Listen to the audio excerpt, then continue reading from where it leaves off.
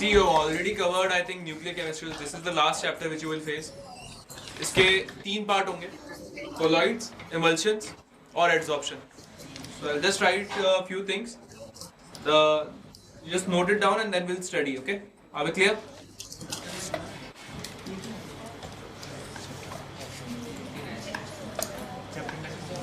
See, the major difference between colloids and solutions is the size of the particles.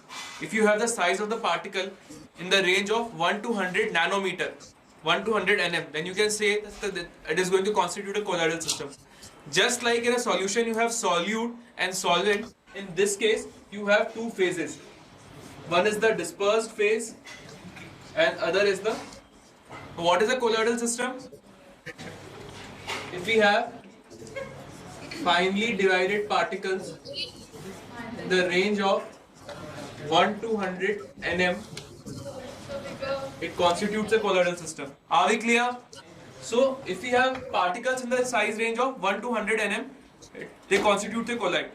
Now, just like in a solution you have solute and solvent, in this you have two phases, which is the dispersed phase and second is the dispersion medium. Okay? And dispersed phase is suspended in dispersion. So what is happening? Just like this is acting as solute and this is the solvent. So in this case it is known as dispersed phase and this is known as the dispersion medium. Are we clear? Just take a note of it.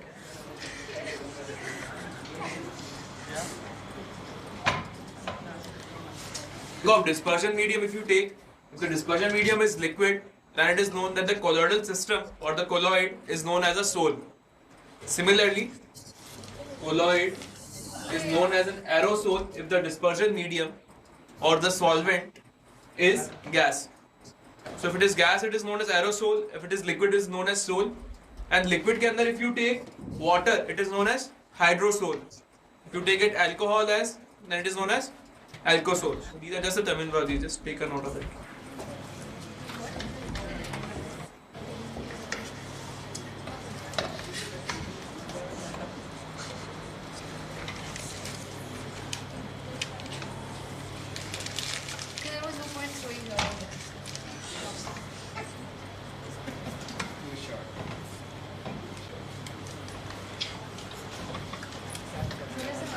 This is a table of the different type of combinations that are possible for a colloid. So it can be gas and gas. Gas and gas is usually a one-phase system, so it's not a colloid as such. You can take liquid and gas, you can take solid and gas, liquid and liquid, or you can take gas and liquid, solid and liquid. And इसको एक बार note करो, then हम आगे भी लिखते हैं. तो ऊपर का बताऊँ क्या?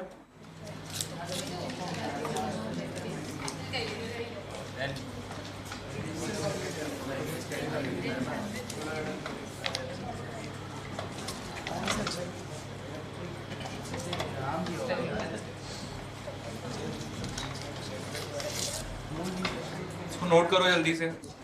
There is something known as lyophilic colloid and something known as lyophobic colloids. अच्छा, अब देखो होता क्या है.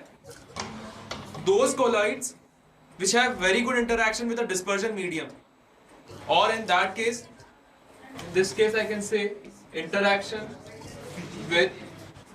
of dispersed phase with dispersion medium is strong.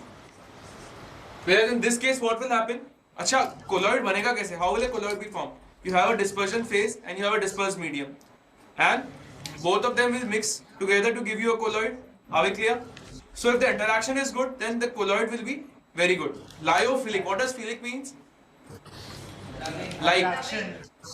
Philic is like and phobic is fear. Fine. So this is lyophilic.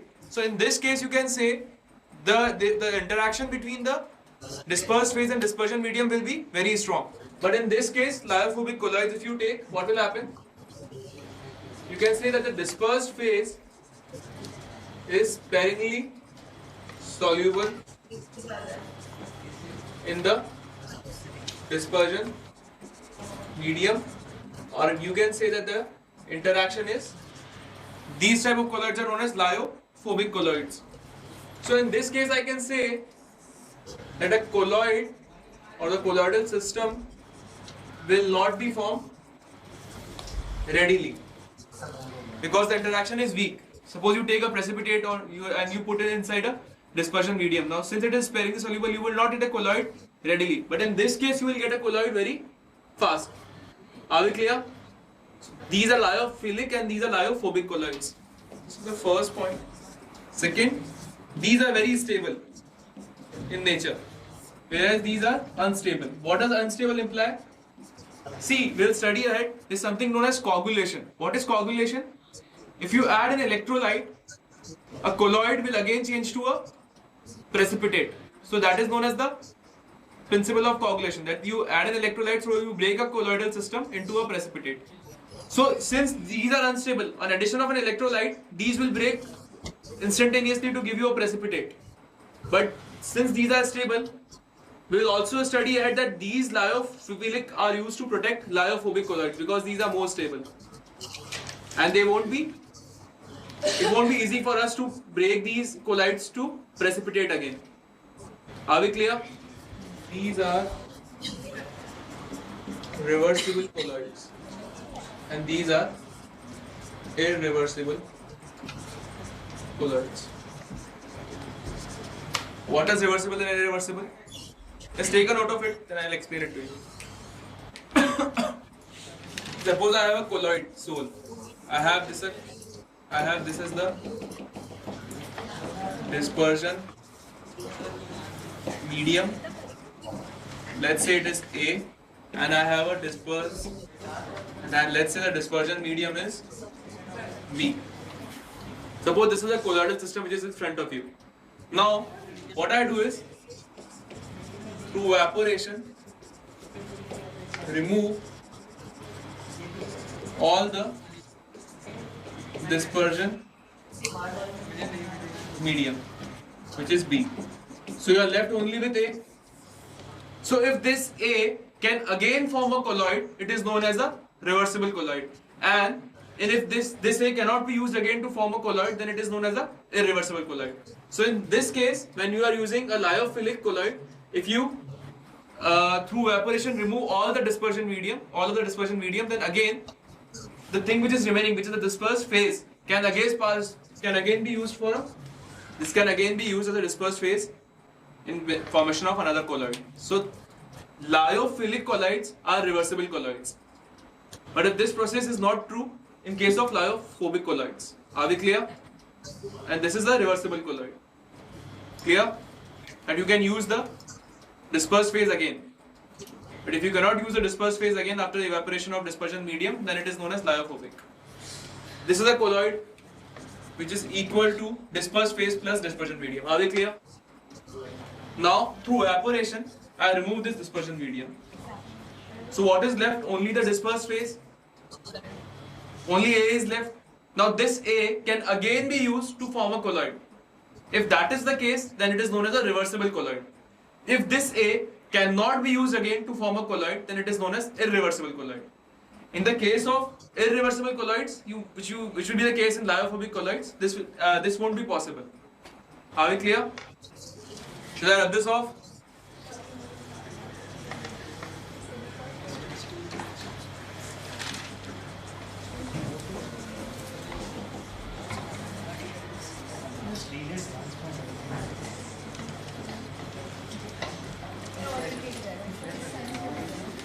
See, they can ask you this, that what is the difference between a true solution, a colloid, and a suspension. The major difference between these is again based on size only. So if you take true solutions, the size of the particle is going to be less than 1 nm, and the size of the colloid particle is between 1 to 100 nm, and if it is greater than 100 nm, then it is termed as suspension. If you talk in terms of visibility, if you take an ultra microscope, which is in the order of micrometer, so through that you cannot see a true solution particles of a true solution, but you can see a particles of colloidal solution. But if you take a suspension, you can even see it with a naked eye. For example, sand in water. This example of a suspension. You can see the particles of both sand and water. Next is filtration. If you take a filter paper and if you take a parchment paper is nothing but a very thin membrane. So only very thin particles can pass through it. So true solution can pass through both parchment paper as well as the filtration paper. A colloidal solution can pass only through the filter paper, whereas a suspension can pass through neither the filter paper nor the parchment paper. There are few more properties, just take a note of it and we'll discuss the other properties. इसको बताऊं क्या?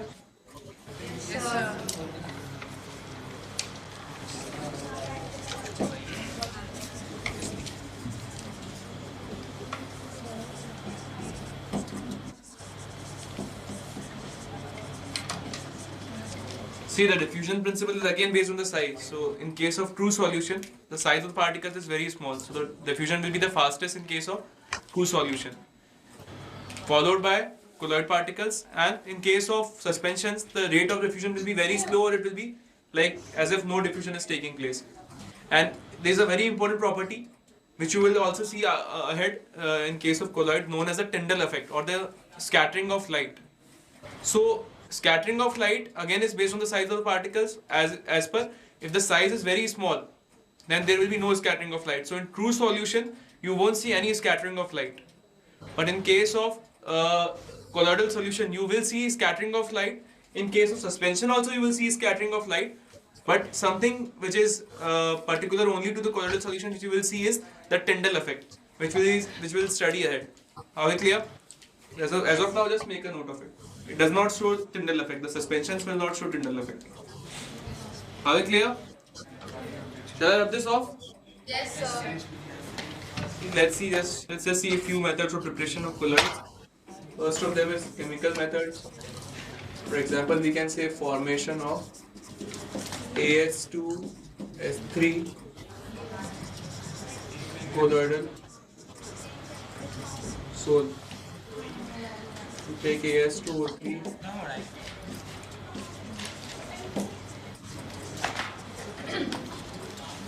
See, this is a very simple method. If you want to make a colloid, you can start with a chemical reaction. For example, if I want to make AS2S3 colloidal sol, so I can take an oxide of arsenic, which is AS2O3, and pass H2S gas through it. So I will get this is the colloidal sol. Clear? There are different methods also. Just take a note of it. Shall I rub this off?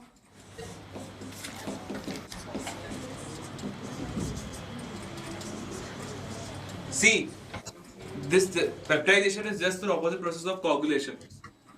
Coagulation is, if you have a colloid, add an electrolyte so that it will convert into a precipitate. Just the reverse of it. If you have a precipitate and you add a small amount of electrolyte to convert that precipitate into a sol. Sol is nothing but a colloidal sol, or to a colloidal sol, that is the same thing. Clear? So this is also one method of formation of colloids. So in case you want to prepare a colloid, you can take a freshly prepared precipitate, add a small amount of electrolyte, and through peptidization you will have that precipitate converted from precipitate to the colloidal sol. Clear? And just the reverse of this reaction is coagulation. Should we study ahead? Just take a note of it. Basically, each colloid has a particle charge on it. So first you need to know what is the particle charge. And if you add an oppositely charged electrolyte, at times it will convert into a precipitate.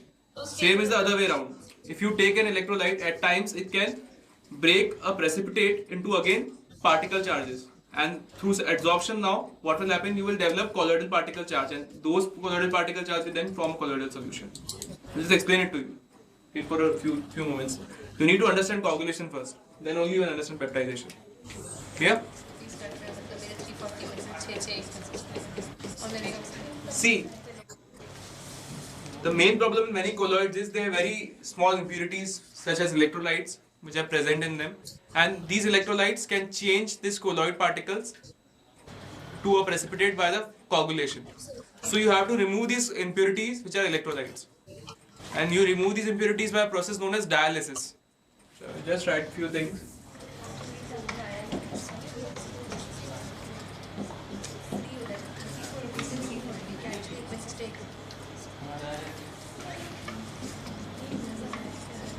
See what happens. What is this process dialysis?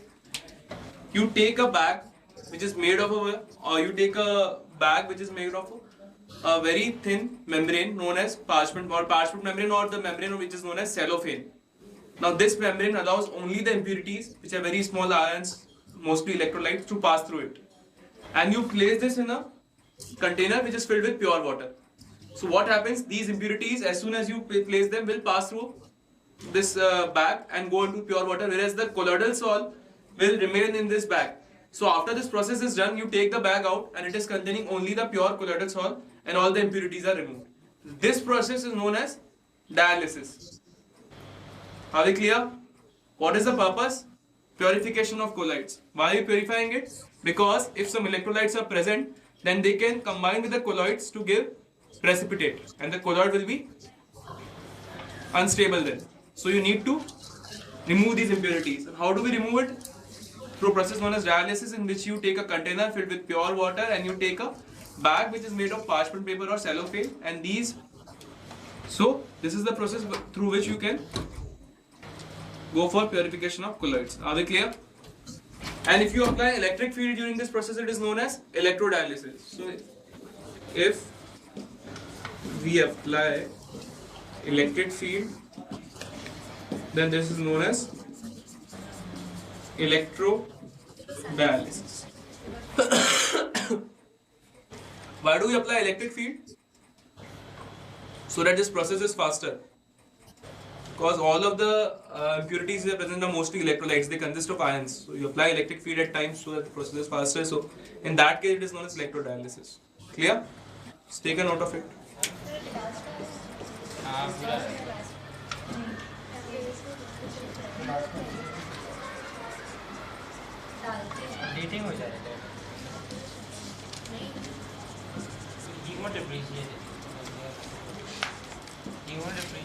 See, these are the few properties. There are more to come.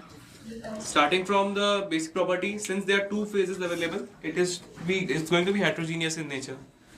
Secondly, if you observe the colligative properties, most of the time what will happen in these cases, you will have association taking place. So the value of I will be less than 1, or you will say that the observed colligative property is less than what was expected.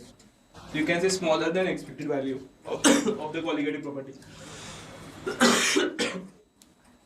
They usually travel in zigzag motion or zigzag path or exhibit Brownian motion. All of you must be knowing about Brownian motion. If you talk about the electrical property as a whole, they are electrical neutral. What does as a whole imply? Because they consist of colloidal particles and the dispersion medium, together they both will be neutral. But colloidal particles do have a charge. This will be the next point. Let's take a note of it.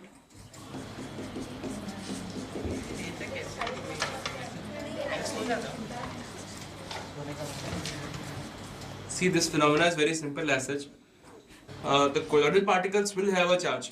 As a whole, they are neutral, but the colloidal particles have a positive or a negative charge, and depending on the charge, whether it is positive or negative, if you apply an electric field, what will happen? They will either move towards the positive or the negative electric field.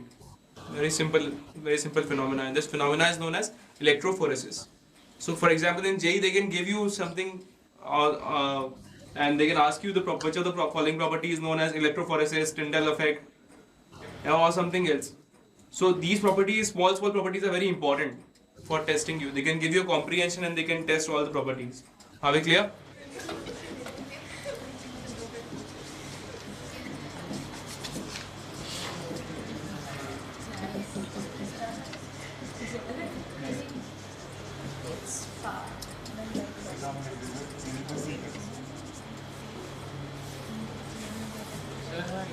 देखो Tyndall effect क्या होता है, सुन लो पहले, बाद में लिखना. Whenever a light is, suppose तुम एक dark room में हो, तुमने एक torch, there is a colloidal solution which is present in a dark room, and you take a torch and you put the light of the torch on that colloidal solution. So you can see the path of the light as it is traveling through the colloidal solid. Why? Because the size of the particles of the colloid is going to cause scattering, and that definite scattering is going to, and it is a very important property of colloids. Scattering is shown also by suspensions, but they do not show Tyndall effect.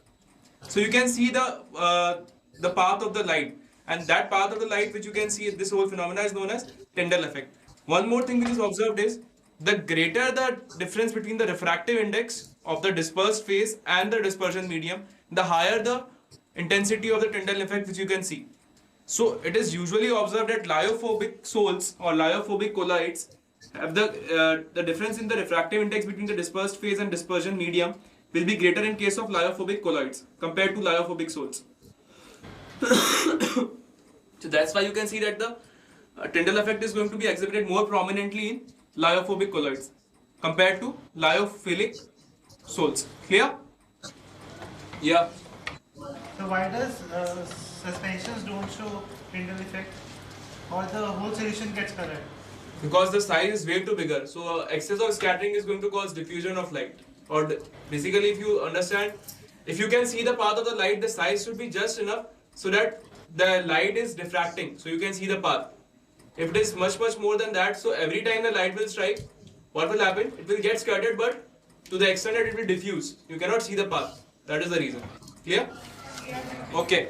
See, as a whole, we can see that the colloidal system is neutral, but colloidal particles do have charge, and the charge is dependent on the preferential adsorption of positive or negative charge. I will just explain it to you.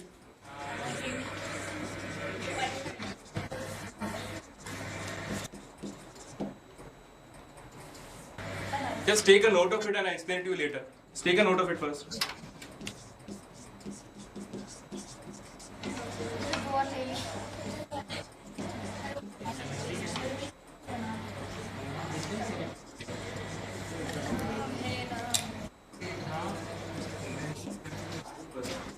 Overall, if you take a colloidal solution as a whole, am I audible? Yes, sir. Okay.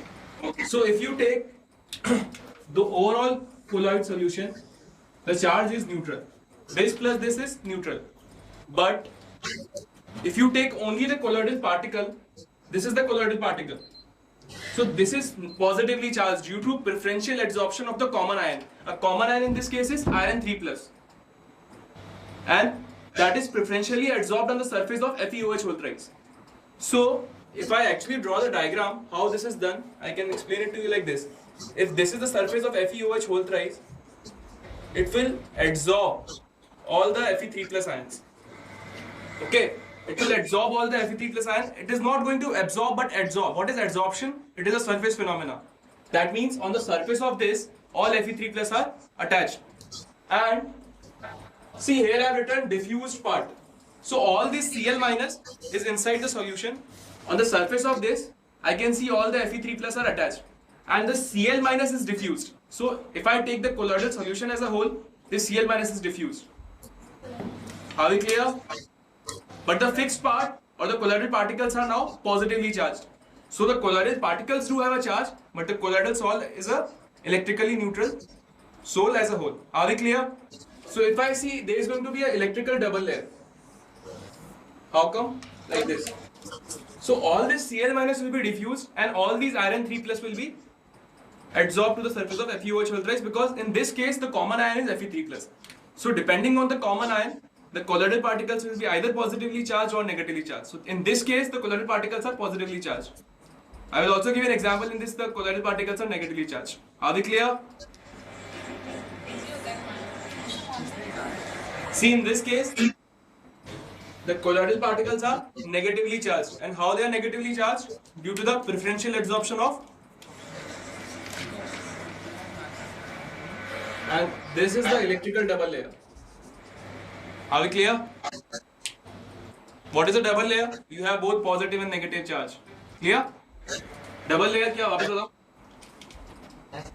See, you have the fixed part. This is the fixed part. Why it is fixed? Because in this case all the Fe3+ are attached to the surface through adsorption, and you have this as a diffused part. But if I take only this part, this is nothing but a double layer. Why it is a double layer? You have both the positive and negative charges at the same time. So if I take the overall system, it is neutral. But if I only take the particles, they are having some charge. Are we clear? Clear? See, there now something known as coagulation. What is coagulation? If I want to convert a colloid into a precipitate, then it is known as coagulation. What is the reverse of coagulation? Peptidation. Remember peptidation? The process of conversion of a precipitate to a colloid is peptidation, and the process of conversion of a colloid to a precipitate is known as coagulation. So what is coagulation?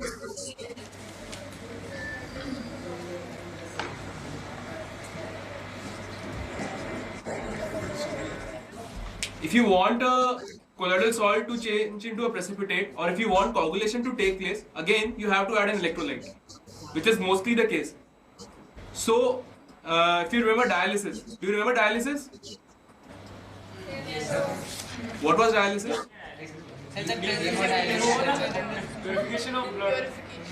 It was purification of colloid. Why? To prevent it from electrolyte. So, if you add an electrolyte to a colloid, what happens? It mostly forms a precipitate, and the colloidal system breaks, or coagulation takes place. That's why you use dialysis to remove all the impurities. Are we clear?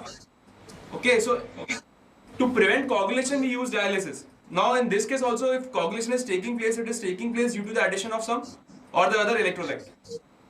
So, I'm just writing it down.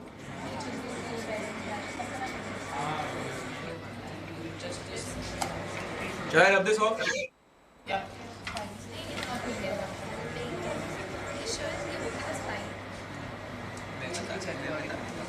Suppose I have this is the colloidal sole with a net positive charge. Clear? So if I want coagulation to take place, I will add this electrolyte, which is negatively charged, and form a precipitate which is 2AgI. So this was the colloidal sole. Are we clear? So these are the particles of the colloidal sole, and I am saying this colloidal sole is positively charged, and I add an electrolyte which is opposite in charge to the colloidal sole. So if you want coagulation to take place of a positively charged colloidal sole, you will add negatively charged electrolyte, and vice versa. Are we clear? And you can see in this case the precipitate is formed. So the colloidal sole is now not existing, and you have a precipitate. So coagulation has taken place. Are we clear?